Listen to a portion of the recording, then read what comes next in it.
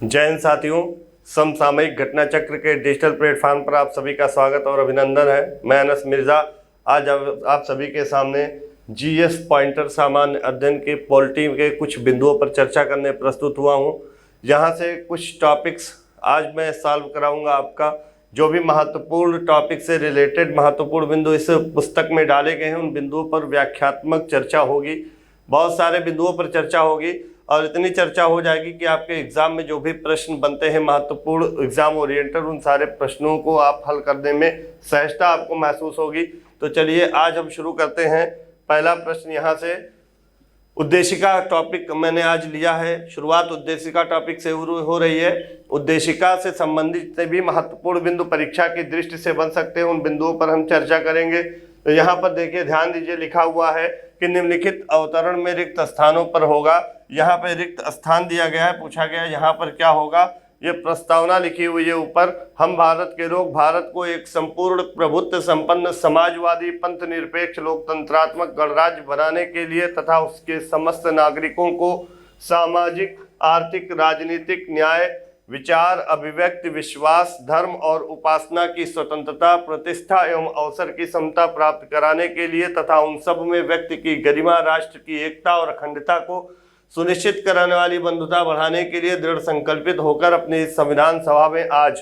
अब यहाँ पे जो डैश डैश है यहाँ आपको डालना है, तो यहाँ पर क्या होना चाहिए, 26 नवंबर 1949, यानी हमारी जो संविधान की प्रस्तावना है, इसमें संविधान निर्माण के दिवस के रूप में क्या लिखा गया है, 26 नवंबर 1949 को इतर द्वारा इस संविधान को अंगीकृत, अधिनियमित और आत्मर्पित किया गया है। यही 26 नवंबर 1949 है जो संविधान दिवस के रूप में, कानून दिवस के रूप में मनाया जाता है। इसी दिन हमारा संविधान बनकर तैयार हो गया था और इसी दिन यानी 26 नवंबर 1949 को संविधान में कुछ अनुच्छेद लागू भी कर दिए गए थे। जो पूरा संविधान लागू होने का डेट है वो है 26 जनवरी 1950।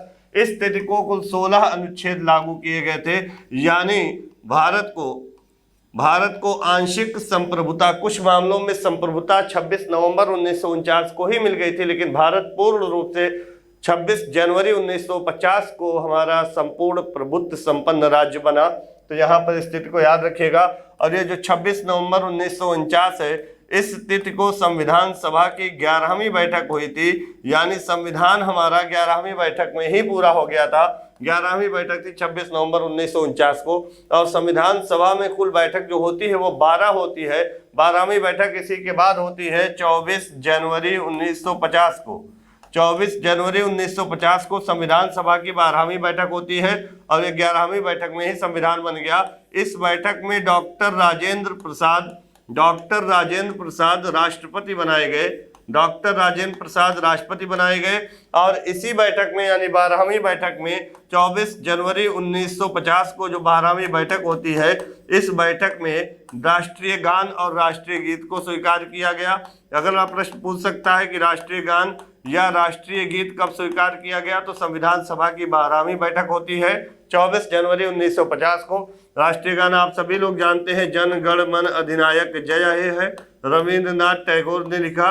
और राष्ट्रीय गीत जो है वो वंदे मातरम है, जिसे बंकिम चंद्र चटर्जी ने लिखा। वंदे मातरम, इतना तो आप सभी लोगों को पता है। चलिए अगले प्रश्न, अगले बिंदु की ओर चलते हैं। अगला बिंदु आपके स्क्रीन के सामने है। लिखा गया है, भारत के संविधान में 3 प्रकार का न्याय, 5 प्रकार की स्वतंत्रता तथा 2 प्रकार की समानता एवं 1 प्रकार की भ्रातृत्व की भावना का उल्लेख किया गया है। यह प्रश्न पीसीएस प्री में पूछा भी जा चुका है उत्तर प्रदेश में।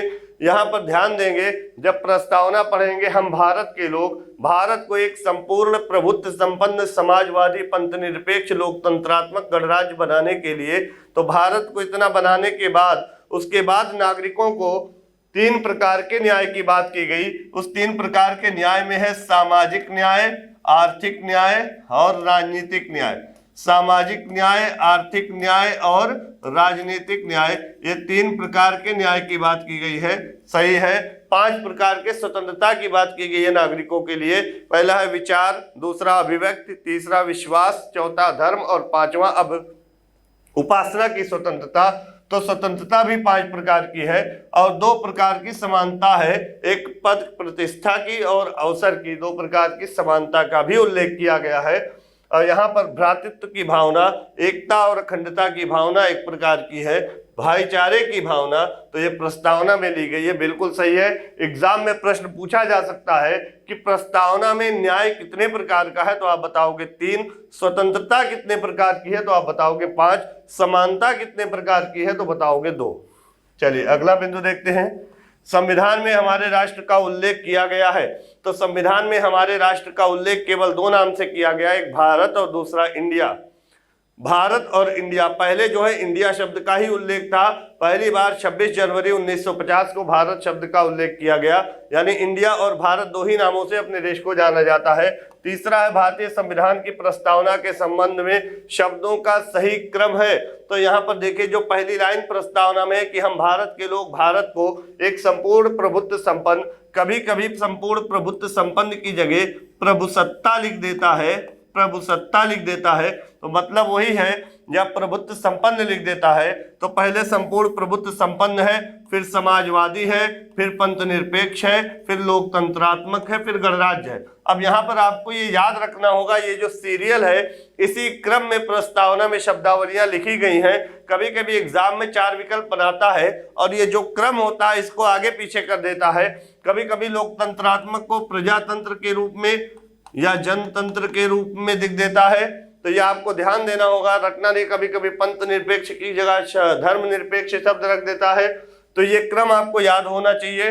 अब यहीं पर हम देखेंगे ये जो समाजवादी शब्द है और ये पंथ निरपेक्षता शब्द है, ये दोनों शब्द मूल संविधान की प्रस्तावना में शामिल नहीं थे। इसको 42वें संविधान संशोधन अधिनियम 1976 के द्वारा मूल की प्रस्तावना में जोड़ा गया। और यहाँ पर एक शब्द और आता है अखंडता, आगे मैं बताऊंगा, चर्चा करूंगा, अभी बहुत सारे बिंदु हैं, वो भी 42वें संविधान संशोधन अधिनियम 1976 के द्वारा संविधान की प्रस्तावना में जोड़ा गया। अब यहाँ पर देखिए अगला बिंदु है वहीं पर 42वें संविधान संशोधन अधिनियम के द्वारा प्रस्तावना में कौन कौन से शब्द जोड़े गए, तो समाजवादी, पंथ निरपेक्ष और अखंडता, ये तीनों शब्द मूल संविधान की प्रस्तावना में शामिल नहीं थे, इनको 1976 में जोड़ा गया, तो याद रखिएगा आप। चलते हैं अगले बिंदु की ओर। अगला बिंदु है संविधान की उद्देशिका के संबंध में सही है। संविधान की उद्देशिका के संबंध में सही है पूछा गया है। पंडित नेहरू द्वारा प्रस्तुत ऑब्जेक्टिव प्रस्ताव, ऑब्जेक्टिव प्रस्ताव अंततोगत्वा उद्देशिका बना। ऑब्जेक्टिव प्रस्ताव को कहते हैं उद्देश्य प्रस्ताव। ये कौन सा प्रस्ताव है, ये उद्देश्य प्रस्ताव है, यही संविधान की उद्देशिका बना पूछा गया है।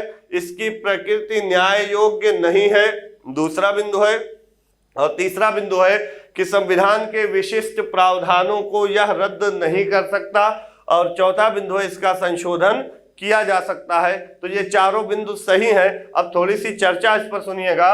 ये जो पंडित नेहरू द्वारा प्रस्तुत ऑब्जेक्टिव प्रस्ताव की बात आई है, तो यहाँ पर समझने का प्रयास करिएगा। जो ऑब्जेक्टिव प्रस्ताव है यानी उद्देश्य प्रस्ताव, ये उद्देश्य प्रस्ताव से प्रश्न कई बार पूछा गया है। उद्देश्य प्रस्ताव किसके द्वारा लाया गया, तो संविधान निर्मात्री सभा के एक सदस्य थे जवाहरलाल नेहरू साहब। तो नेहरू जी ने उद्देश्य प्रस्ताव प्रस्तुत किया था संविधान सभा की तीसरी बैठक में, और तीसरी बैठक होती है 13 दिसंबर 1946।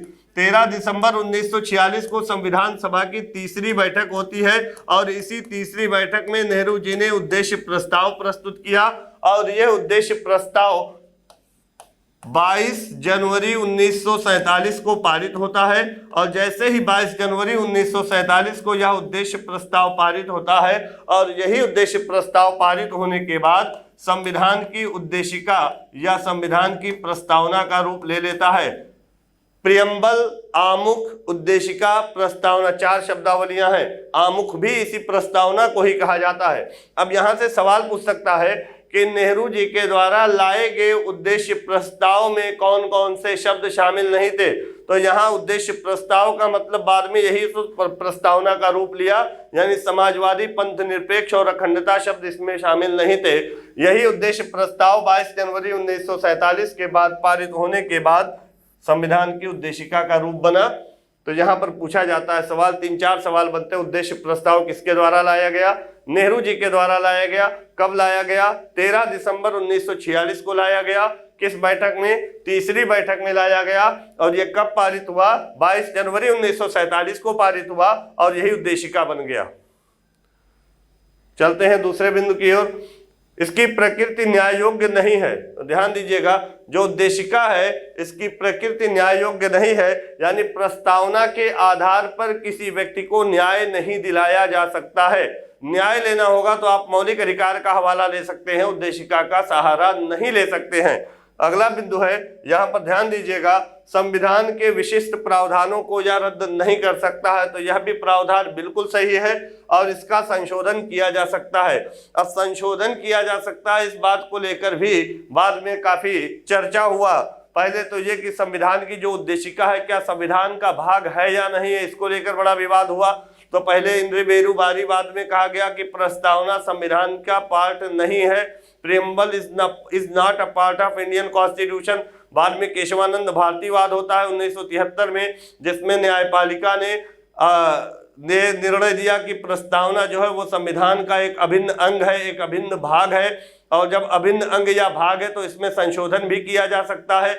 जब संशोधन किया जा सकता है तो यहाँ पर कितनी बार संशोधन हुआ, अगला प्रश्न पूछ सकता है। तो प्रस्तावना में अभी तक केवल एक बार संशोधन हुआ है और वह संशोधन कौन सा है? वह संशोधन आपने अभी देखा 42वां है और 42वां संविधान संशोधन के द्वारा प्रस्तावना में 3 शब्द जोड़े गए और तीनों शब्द आपने देखे, समाजवादी, पंथ निरपेक्ष और अखंडता।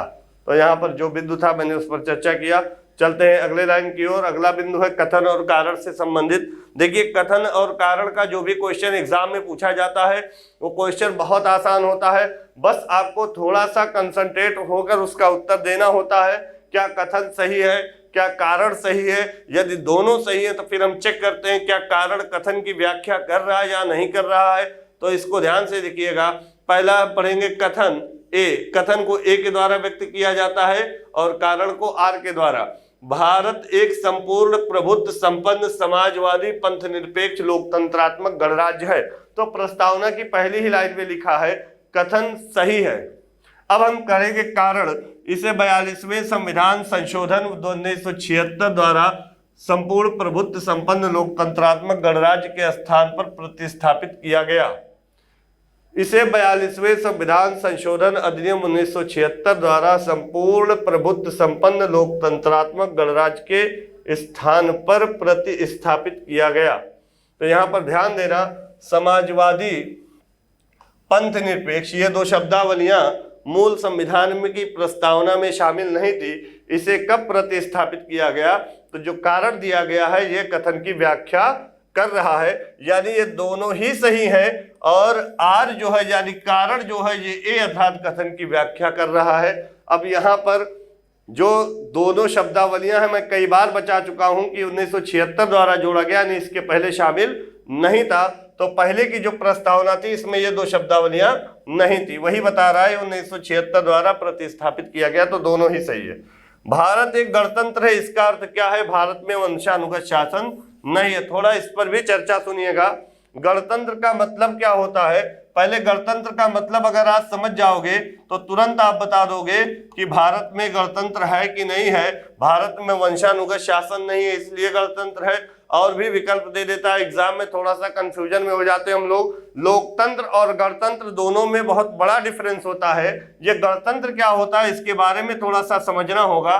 देखिए, जिस देश में गणतंत्र का सीधा संबंध राष्ट्राध्यक्ष से होता है, अगर किसी देश का राष्ट्राध्यक्ष वंशानुगत न होकर निर्वाचित होकर, चाहे वह प्रत्यक्ष रूप से हो या अप्रत्यक्ष रूप से, बहरहाल निर्वाचित होना चाहिए, तो जिस देश का राष्ट्राध्यक्ष निर्वाचित होकर एक निश्चित समय के लिए आता है उस देश में गणतंत्र जैसी व्यवस्था पाई जाती है।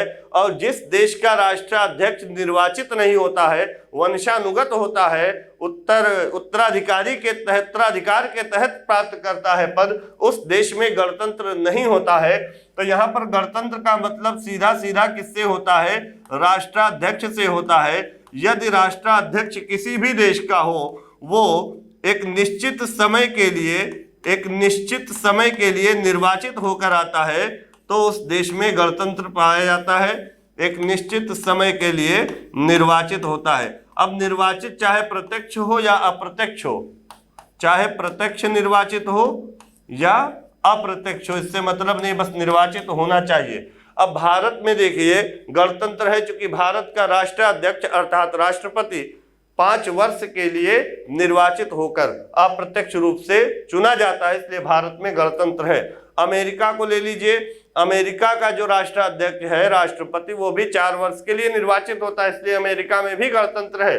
लेकिन अगर हम भारत को देख लें और अमेरिका को देख लें तो इसमें तो गणतंत्र है, लेकिन अगर हम बात करें ब्रिटेन की, अगर हम ब्रिटेन की बात करें तो ब्रिटेन में तो लोकतंत्र है, बस तो गणतंत्र नहीं है। लोकतंत्र है लेकिन गणतंत्र नहीं है। क्यों नहीं है? क्योंकि ब्रिटेन में आज भी जो राष्ट्राध्यक्ष का पद होता है ये वंशानुगत पद होता है। महारानी वाली परंपरा आज भी चली आ रही है। जो इस पद को प्राप्त करता है वो वंशानुगत शासन के तहत प्राप्त करता है, यहाँ निर्वाचन नहीं होता है। इसलिए ब्रिटेन में संवैधानिक, यहाँ पर लोकतंत्र है लेकिन संवैधानिक राजतंत्र भी है, और भारत में लोकतंत्र भी है और गणतंत्र भी है। अमेरिका में क्या है? गणतंत्र है। तो गणतंत्र का सीधा रिलेशन जो होता है वो राष्ट्राध्यक्ष से होता है, अर्थात राष्ट्रपति से होता है। तो इसका मतलब राष्ट्राध्यक्ष वंशानुगत नहीं होगा। तो यहाँ पर ध्यान दीजिए, भारत एक गणतंत्र है, इसका मतलब क्या है? भारत में वंशानुगत शासन नहीं है। तो यहाँ पर ये हो गया। अब गणतंत्र से कोई भी प्रश्न आएगा तो आपका सही होगा। चलिए अगले बिंदु पर चर्चा करते हैं। अगला बिंदु है आपके स्क्रीन के सामने, भारत के संदर्भ में धर्मनिरपेक्ष शब्द का सही भाव व्यक्त करता है। धर्मनिरपेक्ष का सही भाव क्या है? भारत में राज्य का कोई धर्म नहीं है, यही धर्मनिरपेक्ष का सही अर्थ है। यानी राज्य का कोई धर्म ना हो, राज्य धर्म के रूप में किसी भी धर्म को मान्यता ना दी जाए, और भारत में सभी धर्मों को समान संरक्षण प्रदान किया गया, यही है धर्मनिरपेक्ष। यानी राज्य या सरकार का कोई धर्म नहीं होगा, किसी भी धर्म को राजधर्म के रूप में मान्यता नहीं दी जाएगी, और वहाँ के नागरिकों को, विभिन्न धर्मों के नागरिक जो होते हैं उनको अपनी अभिव्यक्ति की स्वतंत्रता होगी, अंतःकरण की स्वतंत्रता होगी, किसी भी धर्म को मानने की, आचरण करने की अबाध रूप से स्वतंत्रता प्राप्त होगी, तो उसे कहा जाता है धर्मनिरपेक्ष।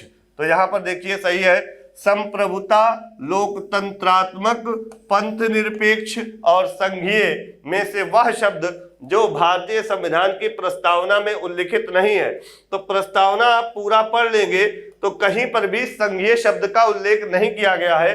संप्रभुता, लोकतंत्रात्मक, पंथ निरपेक्ष शब्द का प्रस्तावना की पहली ही लाइन में उल्लेख किया गया है। तो यहाँ पर संघीय शब्द का प्रयोग प्रस्तावना में कहीं नहीं किया गया है, तो ये गलत हो जाएगा। चलिए अगले बिंदु पर चलते हैं।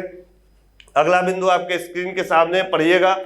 संविधान का वह भाग जो उसकी आत्मा कहलाता है, संविधान का वह भाग जो उसकी आत्मा कहलाता है, तो वो होगा प्रस्तावना। क्या होगा? प्रस्तावना। अब यहां से कई क्वेश्चन बन सकते हैं, ध्यान दीजिएगा। प्रस्तावना जो होती है ये संविधान की आत्मा होती है। प्रस्तावना संविधान की मूल आत्मा है। संविधान की मूल आत्मा है।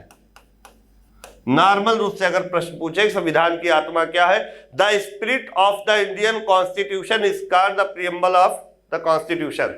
लेकिन अगर पूछे अकॉर्डिंग टू डॉक्टर अंबेडकर, यानी डॉक्टर अंबेडकर के अनुसार संविधान की आत्मा क्या है, तब आप प्रस्तावना नहीं लगाएंगे।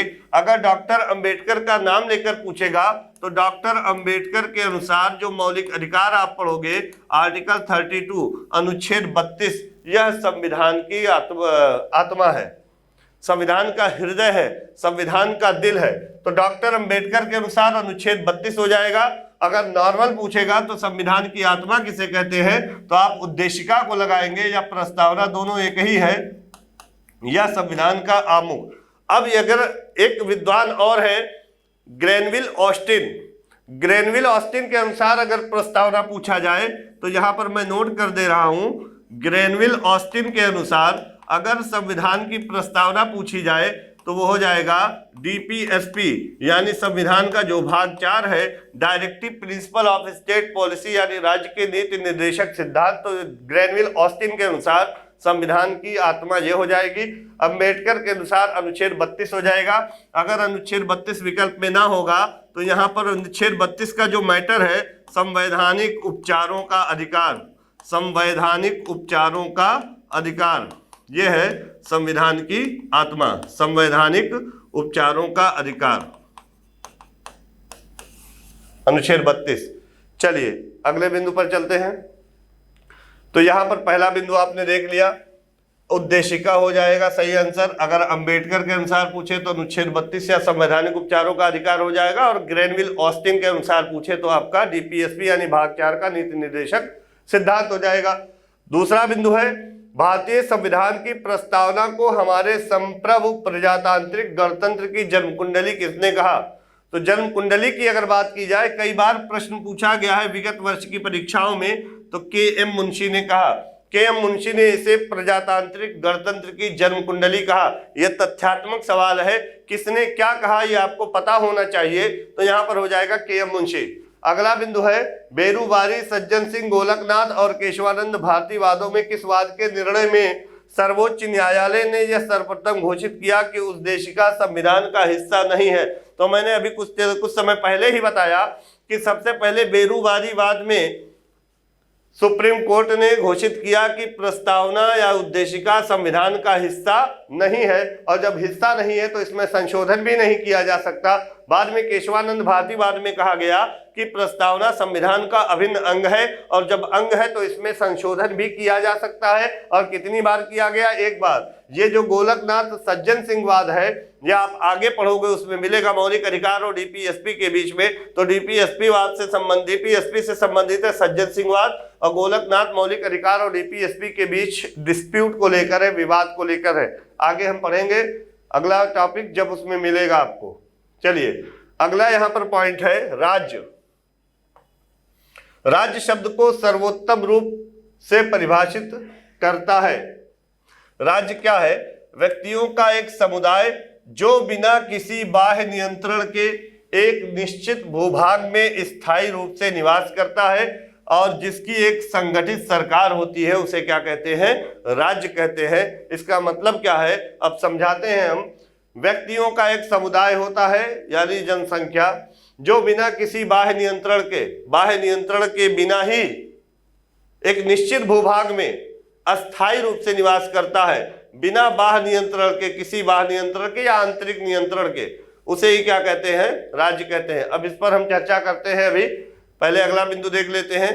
ध्वज, राजधानी, संप्रभुता और शासनाध्यक्ष में राज्य का सबसे महत्वपूर्ण तत्व क्या है? तो संप्रभुता। ये संप्रभुता होती क्या है? कई बार आपने सुना संप्रभुता, तो इसके बारे में थोड़ी सी चर्चा सुन लीजिए। यहां पर मैं समझा रहा हूं। सबसे पहले आप जानिए राज्य। राज्य किसे कहते हैं? एक राज्य होने के लिए इसके 4 आवश्यक तत्व होते हैं।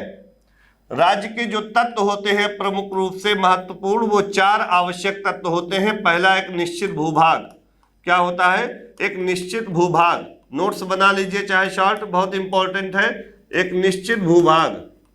और दूसरा है पर्याप्त जनसंख्या। क्या है? पर्याप्त जनसंख्या। और तीसरा जो है वो है सरकार। क्या है? सरकार। और चौथा जो है वो है संप्रभुता। चौथा जो तत्व है वो है संप्रभुता। और यही जो संप्रभुता है, यही राज्य का सबसे महत्वपूर्ण तत्व है। सबसे ज्यादा जो राज्य की आत्मा के रूप में हम कह सकते हैं किसे माना जाता है? संप्रभुता को माना जाता है। जब ये 4 चीजें मिलकर, 4 तत्व मिलकर कंप्लीट होंगे, तब जाकर एक राज्य का निर्माण होगा। अब यहाँ पर राज्य का मतलब उत्तर प्रदेश मत लगाइएगा आप लोग। अगर पूछा जाए एग्जाम में कि उत्तर प्रदेश एक राज्य है या नहीं, तो आपका उत्तर होगा नहीं। राज्य का एक घटक है। क्यों नहीं है अगर प्रश्न पूछ ले तो उत्तर प्रदेश के पास क्योंकि संप्रभुता नहीं है, इसीलिए उत्तर प्रदेश राज्य नहीं है। यानी राज्य होने के लिए संप्रभुता का होना बहुत ही आवश्यक होता है। तो संप्रभुता क्या है, या ये चारों चीजों के बारे में हम समझेंगे। जो 4 तत्व है राज्य के, पहला एक निश्चित भूभाग। राज्य होने के लिए सबसे पहले आप जान लीजिए एक निश्चित भूभाग का होना बहुत जरूरी है। यदि निश्चित भूभाग नहीं होगा तो राज्य खुशहाल राज्य नहीं होगा। अब इस निश्चित भूभाग में 3 चीजें आती हैं। एक तो स्थल मंडल भी होगा, और एक जलमंडल भी होगा और वायुमंडल भी होगा, तीनों आ जाएंगे। स्थल मंडल, जलमंडल और वायुमंडल, ये तीनों निश्चित भूभाग के अंतर्गत आ जाएंगे। यहां पर देखिएगा, जैसे मान लीजिए ये भारत है,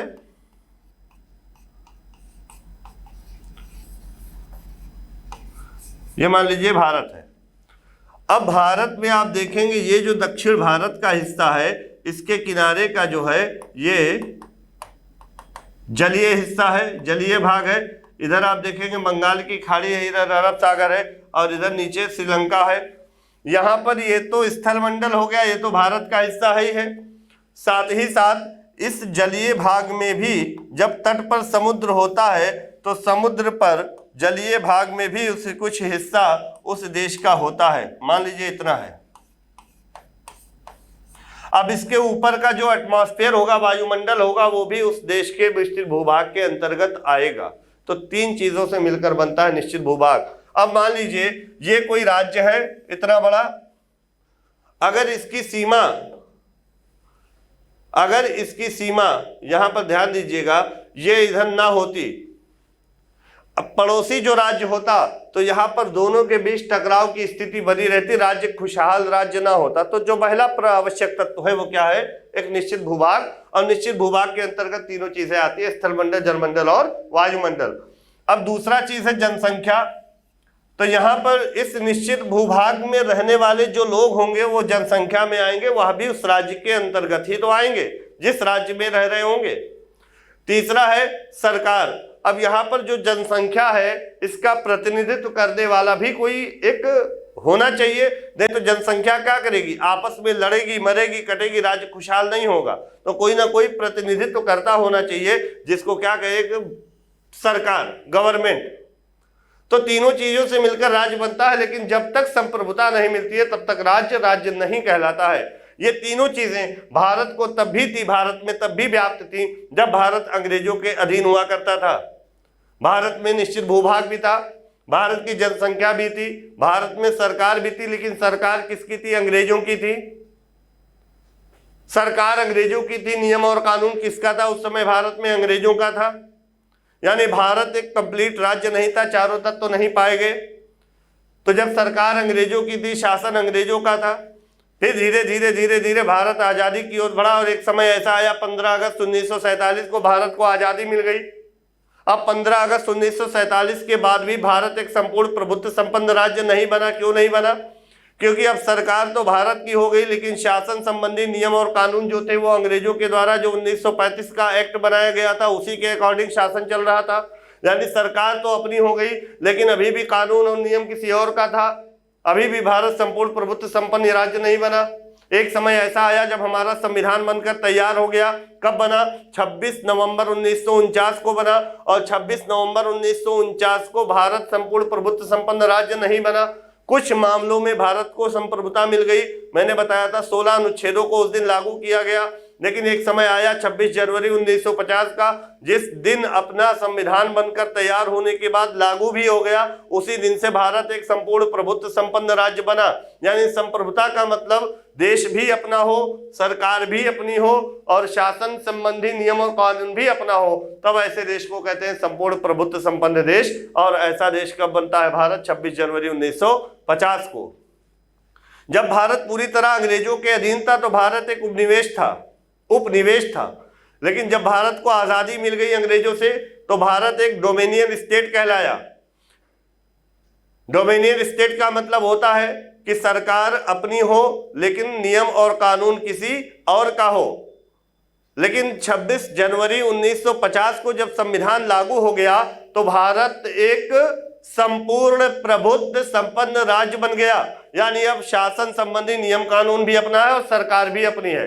अगर संप्रभुता की बात की जाए तो यही तो सबसे ज्यादा महत्वपूर्ण तत्व है। अगर यही ना हो तो राज्य नहीं रहेगा। राज्य का सबसे प्राण तत्व जो है वो संप्रभुता ही है। संप्रभुता की परिभाषा बहुत तरह से आप व्यक्त कर सकते हो।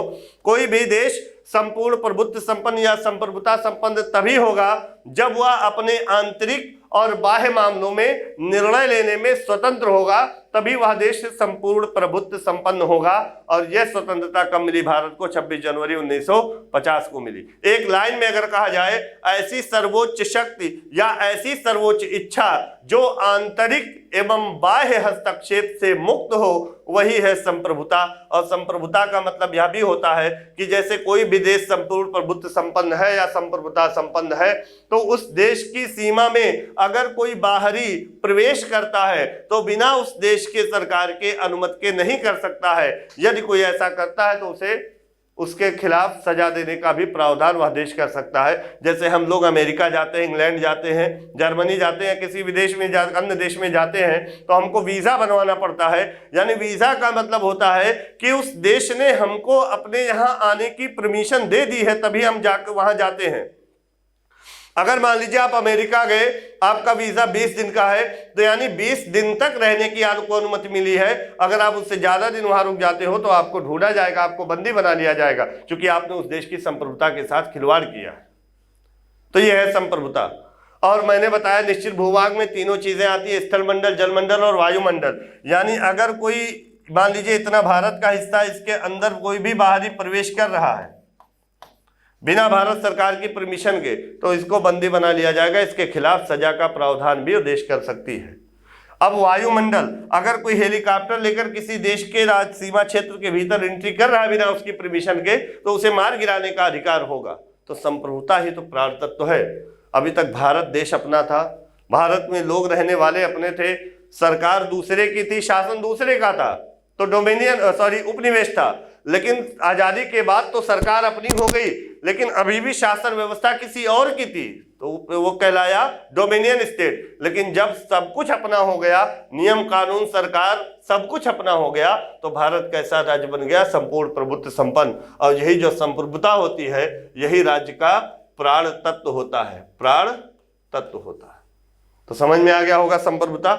चलिए यहां पर दिया क्या गया है,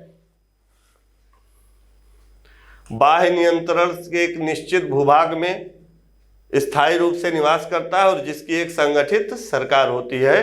तो यहाँ पर राज्य शब्द का सर्वोत्तम परिभाषा यही है। दूसरा है ध्वज राजधानी, संप्रभुता और शासनाध्यक्ष में राज्य का सबसे महत्वपूर्ण तत्व क्या हो जाएगी? तो संप्रभुता हो जाएगी। यदि संप्रभुता नहीं होगी तो राज्य नहीं होगा। उत्तर प्रदेश क्यों नहीं है राज्य? क्योंकि उत्तर प्रदेश के पास संप्रभुता नहीं है। उत्तर प्रदेश राज्य नहीं है, भारत एक राज्य है। यहाँ पर राज्य का मतलब देश है। चलिए अगला बिंदु है आपके स्क्रीन के सामने, ध्यान से पढ़िएगा। दिया गया है कि संविधान का वह भाग जो उसकी आत्मा कहलाता है, तो मैंने अभी बताया उद्देशिका है, लेकिन अगर भीमराव अम्बेडकर के अनुसार पूछेगा तो अनुच्छेद 32 हो जाएगा। ये तो हो गया ना। चलिए अगले बिंदु की ओर चर्चा करते हैं। अगला बिंदु आपके स्क्रीन के सामने है कि भारतीय संविधान में जिस प्रकार की शासन प्रणाली की व्यवस्था की गई है वह है, यहाँ पर दिया गया है संसदात्मक। अब आपको संसदात्मक शासन प्रणाली के बारे में समझना होगा और यहाँ से और भी प्रश्न बन सकते हैं। कोई जरूरी नहीं है सीधा सीधा यही बिंदु आपके एग्जाम में आ जाए। हमारा जो उद्देश्य है वो ये है कि एक बिंदु को लेकर उसके कई आयामों पर चर्चा कर देना है, कि ताकि आपके एग्जाम में उस बिंदु से रिलेटेड कोई भी प्रश्न आ जाए तो आपका प्रश्न वह छूटने ना पाए, आप सही करो कॉन्फिडेंस से। तो चलिए पहले हम पढ़ लेते हैं। सर्वप्रथम संसदात्मक सरकार आरंभ की गई, तो कहां पर की गई? ग्रेट ब्रिटेन में। तीसरा बिंदु है भारतीय संविधान की विशेषता है संसदात्मक सरकार, संघात्मक सरकार, स्वतंत्र न्यायपालिका। इन सारे बिंदुओं पर चर्चा होगी। सबसे पहले हम संसदात्मक सरकार के बारे में जानेंगे। अगर ये हम जान जाएंगे तो ये सारे बिंदु उसके अंदर समाहित हो जाएंगे। तो चलिएगा अब हम शुरू करते हैं। संसदात्मक सरकार, आप लोग चाहो तो कॉपी कलम लेकर बैठकर नोट कर सकते हो। संसदात्मक सरकार,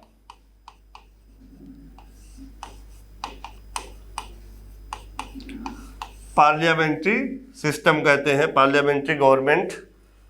संसदात्मक सरकार जिस देश में भी पाई जाती है उस देश में कार्यपालिका के दो प्रमुख होते हैं।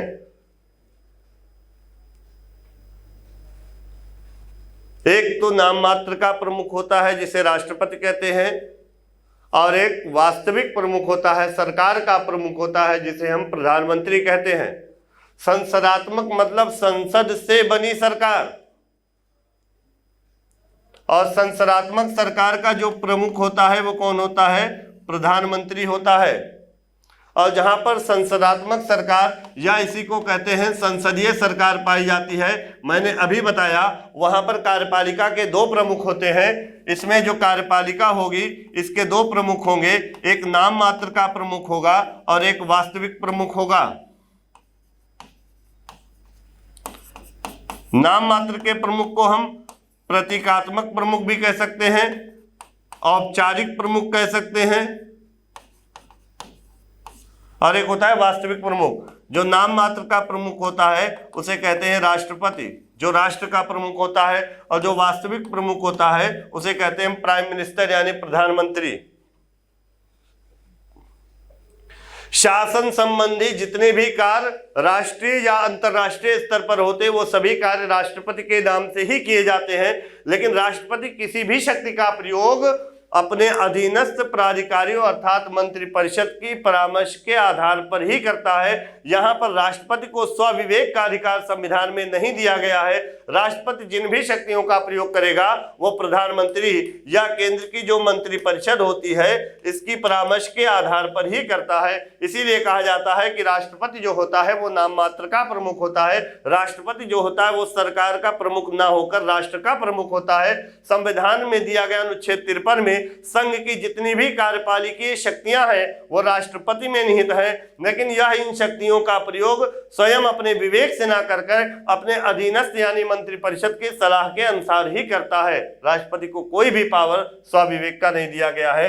यहां पर जो सरकार का प्रमुख होता है जिसे हम प्रधानमंत्री कहते हैं,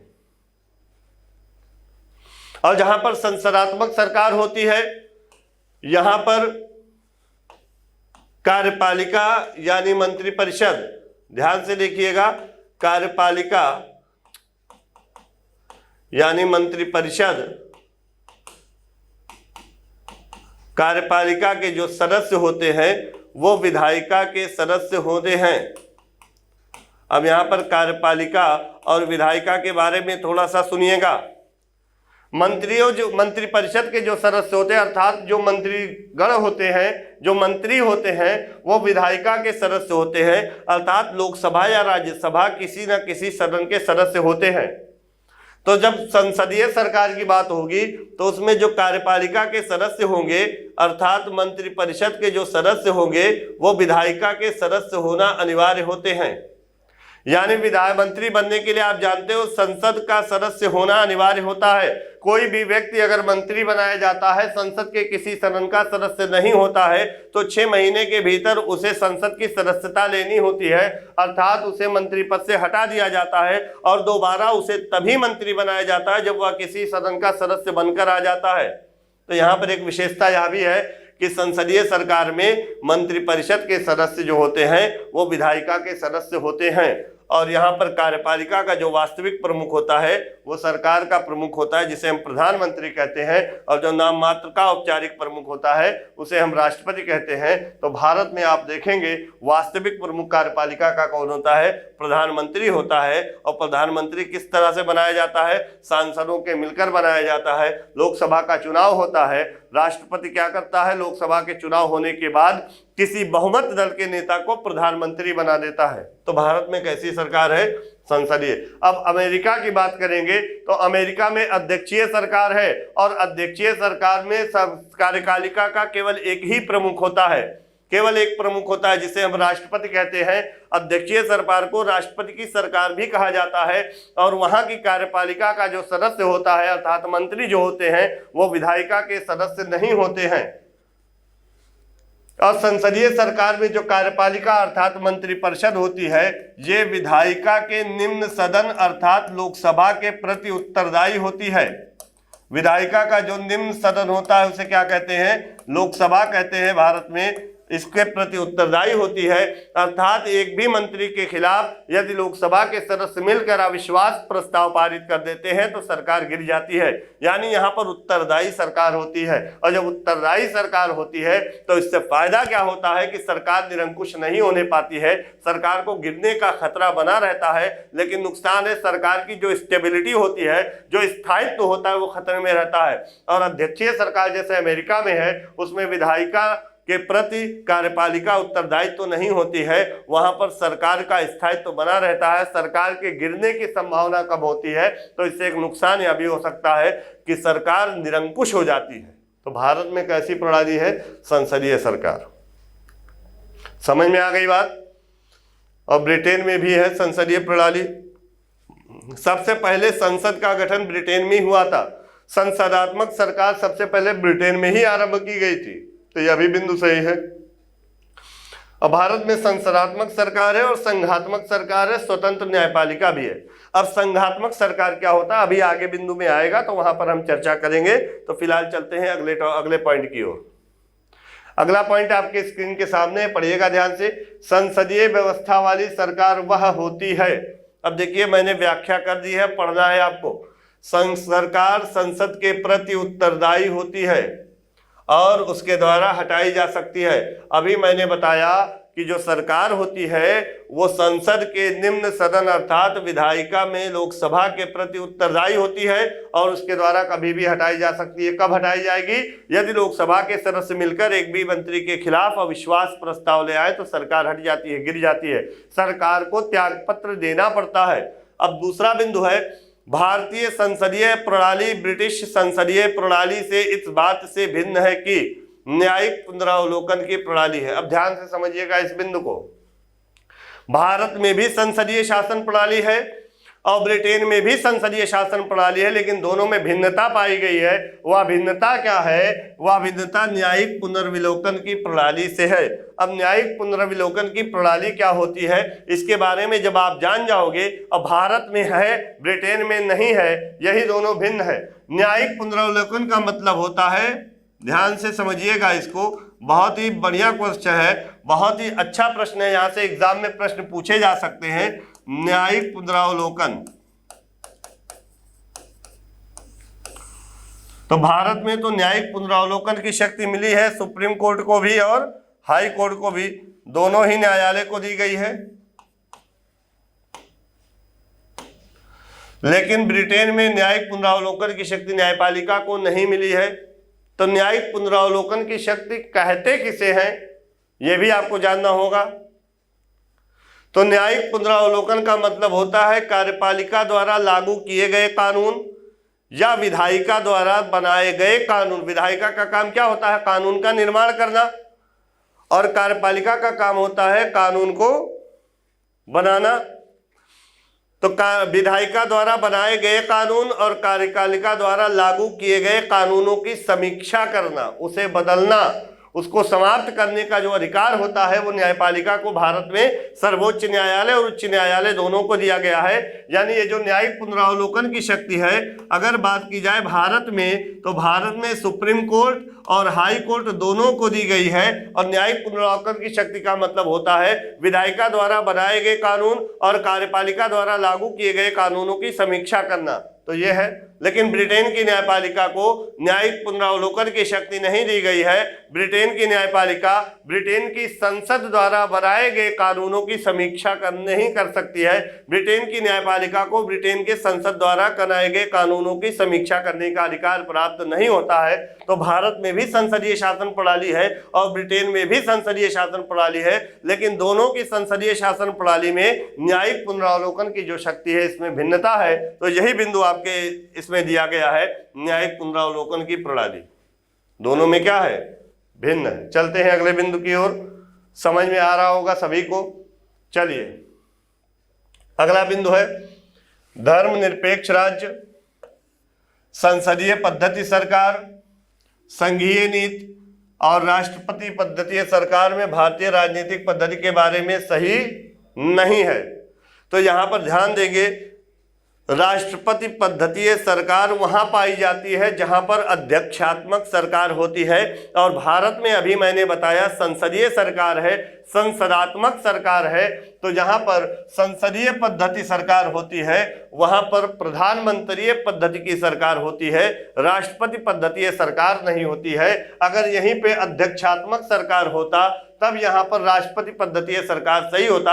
अमेरिका में जो सरकार है वो राष्ट्रपतीय पद्धति की सरकार है, लेकिन भारत में जो सरकार है वो प्रधानमंत्री पद्धति है, प्रधानमंत्री पद्धति की सरकार है, तो ये सही हो जाता। और धर्मनिरपेक्ष राज्य तो भारत में है ही, आपने प्रस्तावना में देखा, संघीय नीति भी है और राष्ट्रपति पद्धति सरकार नहीं है। यही आपका क्या होगा, गलत होगा। तो ये बिंदु हम समझा चुके हैं। अगला है संसदीय स्वरूप के शासन का प्रमुख लाभ यह है, संसदीय स्वरूप का जो शासन है उसमें प्रमुख लाभ यह है कि कार्यपालिका विधानमंडल के प्रति उत्तरदायी बनी रहती है। यानी विधानमंडल, ये केंद्रीय विधानमंडल है, केंद्र में केंद्रीय विधानमंडल का निम्न सदन है लोकसभा, तो कार्यपालिका यानी मंत्रिपरिषद लोकसभा के प्रति उत्तरदायी होती है। और मैंने बताया लोकसभा के सदस्य अविश्वास प्रस्ताव यदि पारित कर देंगे तो सरकार गिर जाती है, यानी उत्तरदायित्व की भावना बनी रहती है, सरकार निरंकुश नहीं होने पाती है। तो ये लाभ रहता है किस सरकार में, संसदीय स्वरूप की सरकार में। चलते हैं अगले बिंदु की ओर। अगला बिंदु है, ये बहुत ही महत्वपूर्ण टॉपिक है। अगर ये समझ में आ गया तो संविधान का पूरा बेस आपको समझ में आ जाएगा। अगला बिंदु है, भारत में राजनीतिक व्यवस्था के मूलभूत लक्षण हैं। राजनीतिक व्यवस्था के मूलभूत लक्षण है, बिंदु दिया गया, पढ़ते हैं। यहाँ एक लोकतांत्रिक गणतंत्र है, बिल्कुल सही है, भारत में लोकतंत्र भी है और गणतंत्र भी है। प्रस्तावना जब आप पढ़ोगे पहली line, we the people of India, यानी हम भारत के लोग भारत को एक संपूर्ण प्रभुत्व संपन्न समाजवादी पंथ निरपेक्ष लोकतंत्रात्मक गणराज्य, लोकतंत्रात्मक गणराज्य बनाने के लिए, तो यहाँ पर सही है। दूसरा, इसमें संसदात्मक रूप की सरकार है, तो यह भी सही है। तीसरा है, सर्वोच्च सत्ता भारत की जनता में निहित है, यह भी सही है। यहाँ पर है, सत्ता को केंद्र एवं राज्यों में विभाजित किया गया है, तो अनुसूची 7 देखेंगे तो वहां पर शक्तियों का वितरण किया गया है केंद्र और राज्यों के मध्य। राज्य में भाग 6 में आप पढ़ोगे, राज्य की विधायिका कार्यपालिका न्यायपालिका है और केंद्र की विधायिका कार्यपालिका न्यायपालिका भाग 5 में है, तो विभाजित किया गया, यह भी सही है। यहाँ पर जो तीसरा बिंदु है इस पर थोड़ा सा डिस्कस करेंगे हम कि सर्वोच्च सत्ता भारत की जनता में निहित है। अगर प्रश्न पूछ ले भारत में सर्वोच्च है, अगर प्रश्न पूछ ले कि भारत में सर्वोच्च है, तब यहां पर आप क्या लगाओगे, संविधान। लेकिन अगर पूछ ले सर्वोच्च सत्ता कहां है, तब आप क्या लगाओगे, जनता में, क्योंकि संविधान की प्रस्तावना में शुरुआत ही होती है कि we the people of India, यानी हम भारत के लोग, यानी भारत की जनता। तो भारत में सर्वोच्च सत्ता जनता में निहित है। लेकिन अगर पूछ ले भारत में सर्वोच्च है, अगर पूछ ले भारत में सर्वोच्च है, तो आप क्या लगा दोगे, भारत में सर्वोच्च क्या है, संविधान है, और सर्वोच्च सत्ता क्या हो जाएगी, जनता। चलिए अगले बिंदु की ओर चलते हैं। अगला बिंदु है आपके स्क्रीन के सामने, कल्याणकारी राज्य यानी वेलफेयर स्टेट का उद्देश्य क्या होता है। कल्याणकारी राज्य का उद्देश्य क्या होता है, अधिकतम जनसंख्या का अधिकतम लाभ सुनिश्चित करना, कल्याण सुनिश्चित करना। कल्याणकारी यानी सभी के कल्याण के लिए, किसके, जनता के कल्याण के लिए एक ऐसे राज्य का निर्माण करना जिसमें जनता का अधिक से अधिक कल्याण सुनिश्चित हो पाए, वो कल्याणकारी राज्य है। और कल्याणकारी राज्य का प्रत्यक्ष प्रमाण आप जब संविधान का भाग 4 पढ़ोगे, राज्य के नीति निर्देशक सिद्धांत, तो वहां पर आपको मिलेगा। दूसरा है, भारत में प्रजातंत्र इस तथ्य पर आधारित है कि भारत का जो प्रजातंत्र है यानी लोकतंत्र है भारत में, वो इस प्रकार से आधारित है, इस तथ्य पर आधारित है कि जनता को सरकारों को चुनने तथा बदलने का अधिकार प्राप्त है। तो लोकतंत्र किसे कहते हैं, इसके बारे में थोड़ा हम लोग समझेंगे। भारत में कैसा लोकतंत्र है, तो यहाँ पर मैं हेडिंग डाल दे रहा हूँ, लोकतंत्र समझने का प्रयास कीजिएगा। प्रजातंत्र, लोकतंत्र, जनतंत्र तीनों एक ही है। लोकतंत्र होता है एक प्रत्यक्ष लोकतंत्र और दूसरा होता है एक अप्रत्यक्ष लोकतंत्र। 2 तरह के लोकतंत्र होते हैं। वर्तमान परिप्रेक्ष्य में अगर देखा जाए तो अप्रत्यक्ष लोकतंत्र ही चल रहा है, प्रत्यक्ष लोकतंत्र का हो पाना संभव नहीं है। जनसंख्या अधिक होने के कारण, मेन कारण है, और भी कई कारण है, प्रत्यक्ष लोकतंत्र का हो पाना संभव नहीं है। अप्रत्यक्ष लोकतंत्र कैसे है, यहां पर देखिएगा।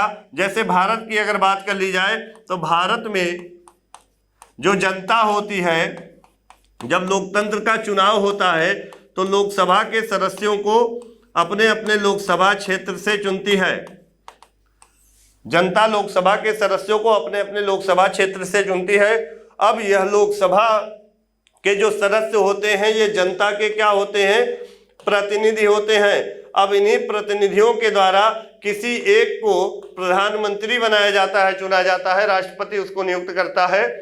यानी जनता ने डायरेक्ट प्रधानमंत्री का चुनाव नहीं किया, जनता ने अपने प्रतिनिधियों का चुनाव किया। इसे प्रतिनिधि जहां पर बैठते हैं एक जगह पर, उसे प्रतिनिधि सभा कहते हैं। और इन्हीं प्रतिनिधियों के द्वारा प्रधानमंत्री का चुनाव किया गया। तो कहने का मतलब जनता ने डायरेक्ट सरकार का चुनाव नहीं किया, अप्रत्यक्ष रूप से अपने प्रतिनिधियों के माध्यम से सरकार का चुनाव किया, इसीलिए अप्रत्यक्ष लोकतंत्र है। और जो अप्रत्यक्ष लोकतंत्र होता है इसे ही प्रतिनिधि लोकतंत्र के नाम से भी जाना जाता है। तो अप्रत्यक्ष लोकतंत्र कहे चाहे प्रतिनिधि लोकतंत्र कहे, दोनों एक ही बात है। तो भारत में अप्रत्यक्ष लोकतंत्र है, भारत में जनता अपने प्रतिनिधियों को चुनती है और यह प्रतिनिधि प्रधानमंत्री यानी सरकार बनाते हैं। अब ध्यान दीजिएगा, प्रत्यक्ष लोकतंत्र अगर हो जाए तो इसमें प्रत्याह्वान का भी अधिकार होता है। जनता को सरकार बनाने का अधिकार होगा तो सरकार वापस बुलाने का भी अधिकार होगा। अगर ऐसा कर दिया जाए तो अधिक जनसंख्या होने के कारण ऐसा हो पाना संभव नहीं है। तो लोकतंत्र का संबंध किससे होता है? जनता से होता है। जनता अपने प्रतिनिधियों के माध्यम से सरकार का चुनाव करती है लोकतंत्र में, और सरकार गिराने का भी अधिकार किसको होता है? जनता को होता है। तो यहाँ पर दिया गया है जनता को सरकारों को चुनने तथा बदलने का अधिकार प्राप्त होता है। चलते हैं अगले बिंदु की ओर। अगला बिंदु है भारत का संविधान परिसंघीय विनिर्धारित होता है। परिसंघीय विनिर्धारित होता है। अब पॉइंट दिया गया है कि केंद्र और राज्यों के बीच शक्तियों का वितरण से, बिल्कुल सही है। जहां पर एक जगह पर अगर सारी शक्ति केंद्रित कर दी जाएंगी तो वो परिसंघीय नहीं हो सकता है। भारत के संविधान में आप देखोगे 7वीं अनुसूची में 3 सूचियां बनाई गई हैं, संघ सूची, राज्य सूची और समवर्ती सूची। इन तीनों सूचियों के माध्यम से विधायी शक्तियों का बंटवारा किया गया है।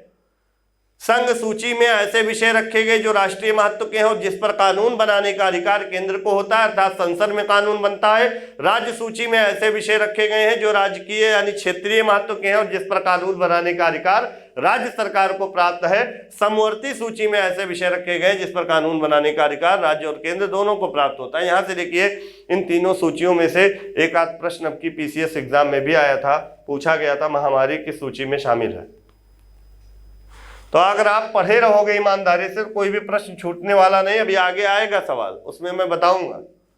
तो केंद्र और राज्यों के मध्य शक्तियों का वितरण परिसंघीय निर्धारित करता है। सही है।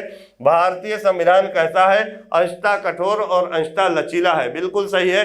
भारत का संविधान प्योर रूप से रिजिड भी नहीं है और ना ही फ्लेक्सिबल है, दोनों के बीच का मिश्रण है। अमेरिका के संविधान की बात की जाए तो अमेरिका का संविधान विश्व का सबसे कठोर संविधान है, सबसे छोटा संविधान है। भारत का संविधान विश्व का सबसे विशाल संविधान है और अंशतः कठोर और लचीला दोनों है। कथन ए, यहां पर कथन दिया है भारत के संविधान में एक संघीय प्रणाली का प्रावधान है। बिल्कुल सही है, संघीय शासन प्रणाली का प्रावधान है। उसमें एक बहुत शक्तिशाली केंद्र की रचना होती है।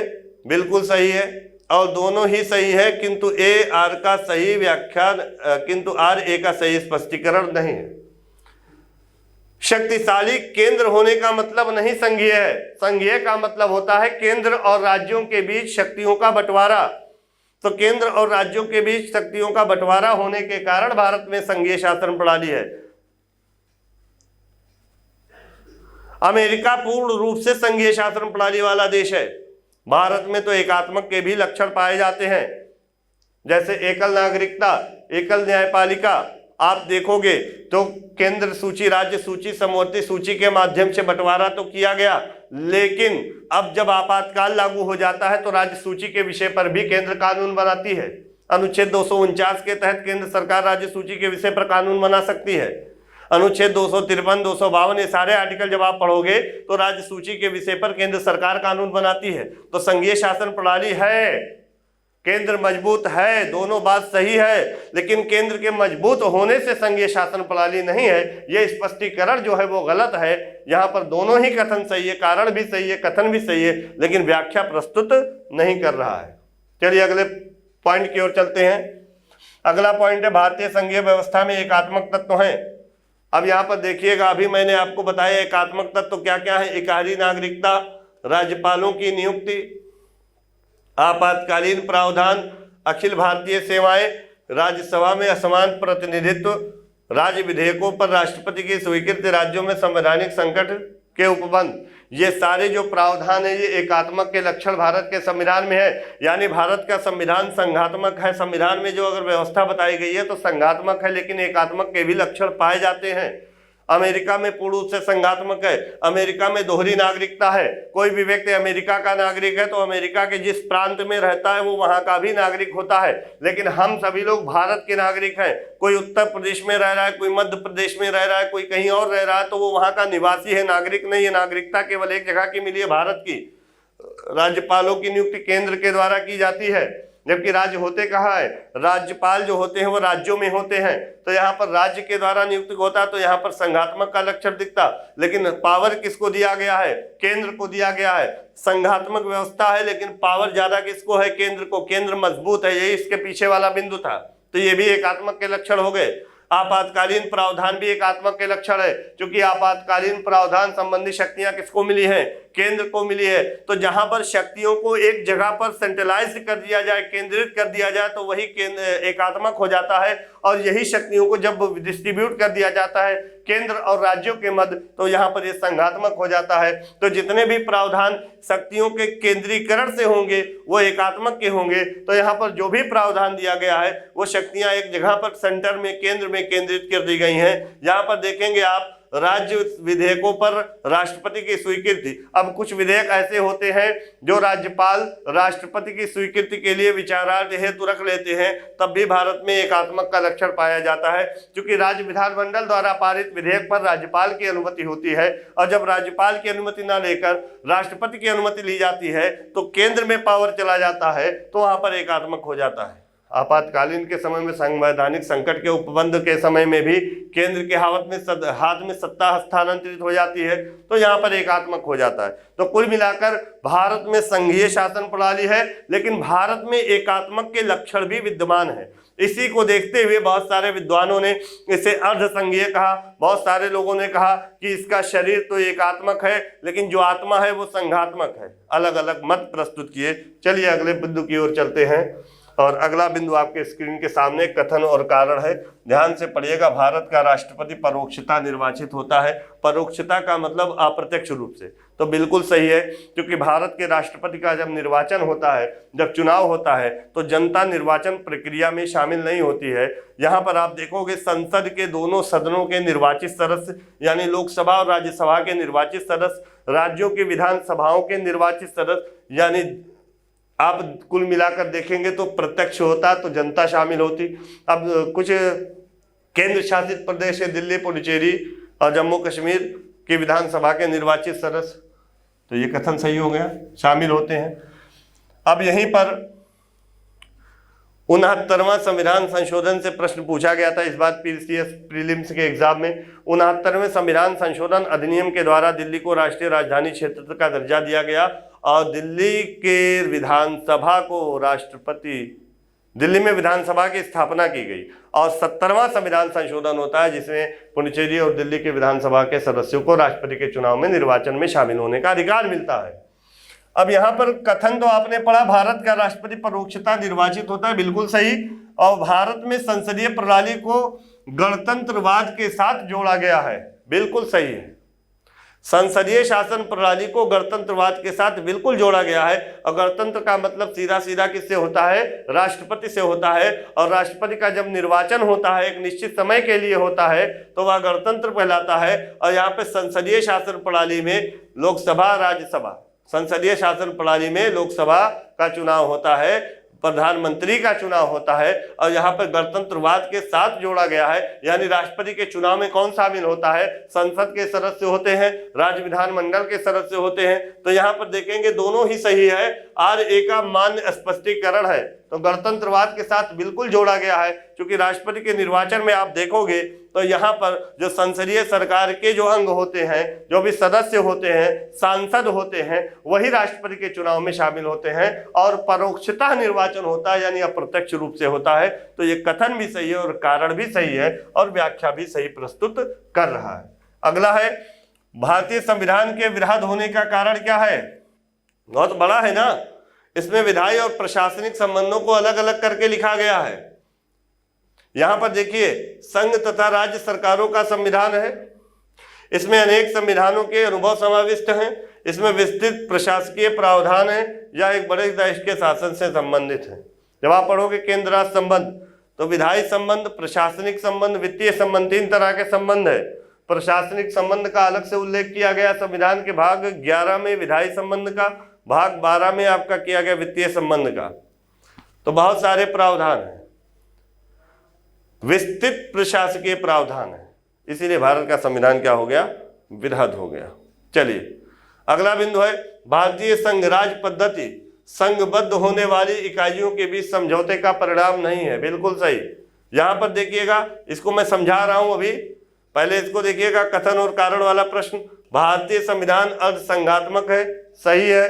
भारतीय संविधान ना तो संघात्मक है ना ही एकात्मक है। तो जब संघात्मक और एकात्मक पूरी तरह से नहीं होगा तो उसे क्या कहेंगे, अर्ध संघात्मक। अभी इसकी व्याख्या हमने प्रस्तुत की है। और ये जो पहला बिंदु है, संघ राज्य पद्धति संघबद्ध होने वाली इकाइयों के बीच के समझौते का परिणाम नहीं, आपको इसे समझना होगा। जब आप पढ़ोगे अनुच्छेद 1, तो अनुच्छेद 1 में है भारत राज्यों का संघ है। क्या है, भारत राज्यों का संघ है। India shall be a union of state. और भारतीय संविधान में संघ के लिए यूनियन शब्द का इस्तेमाल किया गया है, यूनियन शब्द का प्रयोग किया गया है। यहां पर देखिए, संघ के लिए 2 शब्दावलियां होती है, एक तो होती है यूनियन और एक होता है फेडरेशन। यूनियन और एक होता है फेडरेशन। अमेरिकी संविधान में फेडरेशन शब्द का इस्तेमाल किया गया है। यूनियन का मतलब होता है संघ, और संघ कैसा होता है जब यूनियन होता है, यहां पर जो संघ होता है ये समझौते का, राज्यों के आपसी समझौते का परिणाम नहीं होता है। यहां पर राज्यों को संघ द्वारा बनाया गया होता है। राज्यों को कौन बनाता है, संघ बनाता है। लेकिन यहां पर फेडरेशन होता है, यहां पर संघ जो बनता है ये राज्यों के आपसी मेलजोल या समझौते का परिणाम होता है। राज्यों के आपसी मेलजोल या समझौते का परिणाम होता है। जो फेडरेशन होता है संघ में, वहां पर संघ जो होता है राज्यों के आपसी मेलजोल या समझौते का परिणाम होता है। लेकिन यूनियन में क्या होता है, राज्यों को संघ द्वारा बनाया गया होता है। दोनों में अंतर क्या है, जैसे अमेरिका में संघ, संघात्मक व्यवस्था जो है वो फेडरल सिस्टम है। फेडरेशन है, संघ के लिए फेडरेशन शब्द का इस्तेमाल किया गया है। यानी अमेरिका में पहले 13 राज्य थे, 13 अलग अलग राज्य थे, स्वतंत्र थे। 13 में आपस में बड़ी लड़ाई झगड़ा मारपीट होती थी, तने तने का माहौल होता था, तनाव की स्थिति पैदा होती थी। बाद में 13 ने एक समझौता किया, आपसी मेलजोल करके एक संघ का निर्माण किया। तो ऐसे संघों को हम कहेंगे फेडरेशन। और भारत में जो संघ बना है, भारत में 28 राज्य और 8 केंद्र शासित प्रदेशों का जो संघ है उसे केंद्र ने बनाया है। तो जहां पर फेडरेशन होगा वहां पर राज्यों के आपसी मेलजोल या समझौते का परिणाम होगा, और जहां पर यूनियन होगा वहां राज्यों को संघ द्वारा बनाया गया होगा, आपसी मेलजोल या समझौते का परिणाम नहीं होगा। यह दोनों में अंतर है। तो जब आपसी मेलजोल और समझौते से संघ बनेगा तो ऐसे ही समझौते से राज्यों को संघ से अलग होने का भी अधिकार है। लेकिन जहां पर यूनियन है वहां पर राज्यों को संघ से अलग होने का कोई अधिकार नहीं दिया गया है। तो India shall be a union of state, प्रश्न पूछा जा सकता है कि भारत में संघ के लिए किस शब्दावली का प्रयोग किया गया है, तो यूनियन का प्रयोग किया गया है।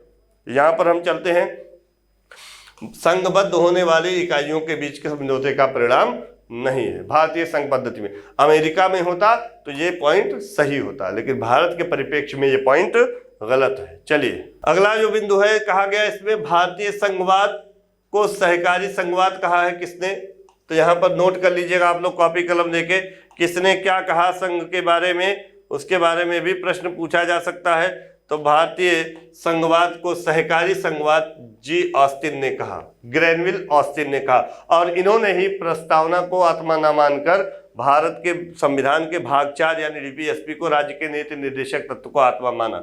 भारत अर्ध संघात्मक राज्य है किसने कहा, यहां पर देखेंगे केसी हुयर ने ये पूछा भी गया है। ये दोनों ही प्रश्न पूछे गए हैं, केसी हुयर ने भारत को क्या कहा? अर्ध संघात्मक राज्य कहा। अब यहां पर तीसरा बिंदु, भारतीय संविधान अधिक कठोर तथा अधिक लचीला के बीच एक अच्छा संतुलन स्थापित करता है। ये कथन किसका है? ये भी कथन किसका है? केसी हुयर का है। ये दोनों कथन आपको इंपॉर्टेंट याद करने होंगे।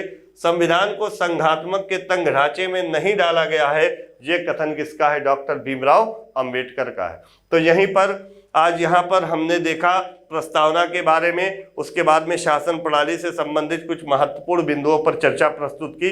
अब इसके बाद अगले भाग की ओर चलते हैं, भाग 1 की ओर मिलेंगे अगले लेक्चर में। तो आज के लिए इतना ही। जय हिंद, जय भारत।